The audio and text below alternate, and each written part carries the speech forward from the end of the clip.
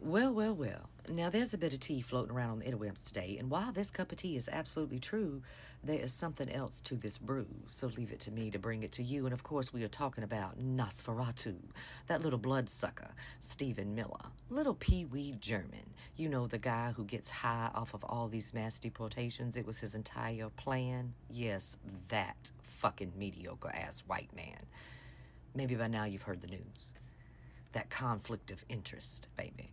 How he has so many shares of stock in Palantir. You know, the company that they're using for surveillance to help them with their mass deportations? Yes, the guy who's in charge of the mass deportations has heavily invested in the surveillance company that is helping him with mass deportations. But that's not all. And it's not just little Nosferatu. No, baby. You see, I'm sure you've heard the stories about those paid-for-profit private prisons and the kind of people who invest in them. Well, the same thing's going on with detention centers. Yes, private companies have been hired to erect detention centers for these mass deportation detainees. And baby, when you look into those who've invested in these companies and hold stock in these companies, it's almost the entirety of the GOP and everybody close to daddy.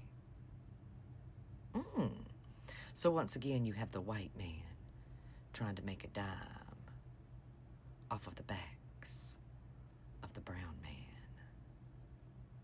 And the black man, too, because, well, paid-for-profit prisons are still a thing, boo.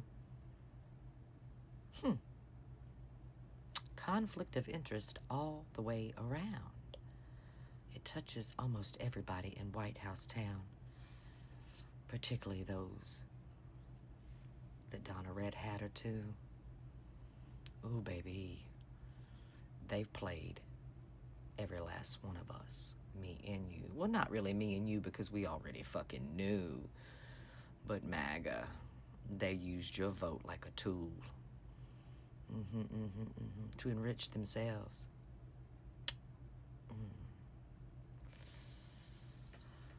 Oh, well, here we are in hell.